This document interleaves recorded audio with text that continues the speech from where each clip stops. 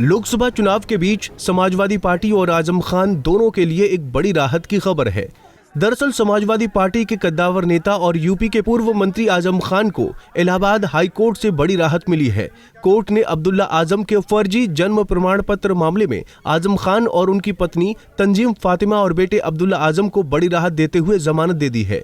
इतना ही नहीं, इसके साथ ही हाई कोर्ट ने ट्रायल कोर्ट के सजा के फैसले पर भी रोक लगा दी है।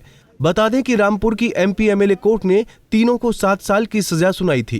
हालांकि अभी 2 केस बाकी हैं, जिसमें आजम खान और अब्दुल्ला आजम को जमानत लेनी है। 2 सर्टिफिकेट थे डेट ऑफ बर्थ को लेकर, तो उसी के आधार पर लोअर कोर्ट ने सजा करी थी 7 साल की। उसके आधार पर उस ऑर्डर को इन्होंने अपील में चैलेंज किया था, उसके अगेंस्ट यहाँ पर रिवीजन फाइल किया गया था। हाँ। अभी फिलहाल क्या क्लैरिफिकेशन है, किसको स्टे हुआ है? देखिए, फिलहाल तो तीनों की बेल हुई है। आजम खां का कन्विक्शन स्टे किया है और तंजीन फातिमा और अब्दुल्ला आजम खां का कन्विक्शन रिजेक्ट किया है, मतलब स्टे नहीं किया है। वो बरकरार रहेगी सजा, हाँ, वो रिवीजन चलेगा। अभी यहाँ पर सुनवाई होगी सजा पर। तरीके से राहत मानते हैं? देखिए, राहत तो नहीं है, लेकिन यह है कि अभी जजमेंट पूरा आ जाए, पढ़ लें पहले उसको, तब उसके बाद ही पूरा बता पाएंगे। अभी जजमेंट नहीं आ पाया है, अभी तो कोर्ट ने डिक्टेट किया है, तो उसके आधार पर हम आपको बता रहे हैं। बाकी जजमेंट आ जाएगा, उसको एनालाइज करेंगे कि क्या कमी रह गई, क्या हुआ। कुल मिला के तीनों को बेल मिली है अभी, और आजम खां का कन्विक्शन स्टे किया है, तंजीन फातिमा और अब्दुल्ला का रिजेक्ट किया है। बता दें कि पिछले साल फेक बर्थ सर्टिफिकेट केस में सपा नेता आजम खान, उनकी पत्नी तंजीन फातिमा और बेटे अब्दुल्ला आजम को दोषी करार देते हुए 7 साल की सजा सुनाई गई थी। फेक बर्थ सर्टिफिकेट का ये केस साल 2017 के यूपी विधानसभा चुनाव से जुड़ा है। तब अब्दुल्ला आजम ने रामपुर की स्वार विधानसभा सीट से सपा के टिकट पर चुनाव लड़ा था। इस चुनाव में उनकी जीत भी हुई थी, लेकिन आगे चलकर वो कोर्ट के मामले में फंस गए। चुनावी नतीजों के बाद उनके खिलाफ हाई कोर्ट में केस दाखिल कर दिया गया था।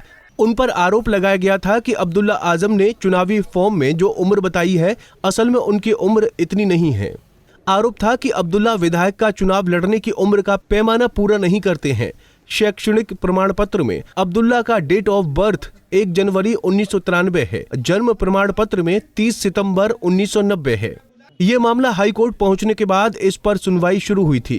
अब्दुल्ला आजम की तरफ से पेश किए गए जन्म प्रमाण पत्र को फर्जी पाया गया था। इसके बाद स्वार सीट से उनका चुनाव रद्द कर दिया गया था। अब्दुल्ला पर पहले जन्म प्रमाण पत्र के आधार पर पासपोर्ट हासिल करने और विदेशी दौरे करने के साथ ही सरकारी उद्देश्य के लिए दूसरे प्रमाण पत्र का इस्तेमाल करने का भी आरोप है। इतना ही नहीं, इसके अलावा इन पर जौहर विश्वविद्यालय के लिए भी इसका उपयोग करने का भी आरोप है। दरअसल अब्दुल्ला आजम के पास 2 अलग अलग जन्म प्रमाण पत्र हैं। एक 28 जून 2012 को रामपुर नगर पालिका ने जारी किया गया था, जिसमें रामपुर को अब्दुल्ला के जन्म स्थान के रूप में दिखाया गया है। वहीं दूसरा जन्म प्रमाण पत्र जनवरी 2015 में जारी किया गया था, जिसमें लखनऊ को उनका जन्म स्थान दिखाया गया है। हालांकि अब इलाहाबाद हाई कोर्ट ने आजम खान के परिवार को बड़ी राहत देते हुए जमानत दे दी है, जो कि चुनाव के बीच समाजवादी पार्टी और आजम खान दोनों के लिए बड़ी राहत की बात है। बताया जा रहा है कि जल्द ही आजम खान पूरे परिवार समेत जेल से बाहर आएंगे। अब देखना होगा कि क्या आजम खान जेल से बाहर आने के बाद लोकसभा चुनाव के लिए प्रचार करते हैं या नहीं, क्योंकि समाजवादी पार्टी ने तो उन्हें स्टार प्रचारक बनाया है। लेकिन अगर अब आजम खान आखिरी चरण में प्रचार करते भी हैं, तो कहीं न कहीं इसका फायदा जरूर समाजवादी पार्टी को होगा।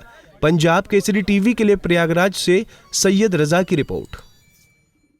हमसे जुड़े रहने के लिए हमारे YouTube चैनल को सब्सक्राइब करें और नई वीडियो की नोटिफिकेशन के लिए बेल आइकॉन को दबाएं। अगर आप ये वीडियो Facebook पर देख रहे हैं तो लाइक जरूर करें और ज्यादा से ज्यादा शेयर करें। धन्यवाद।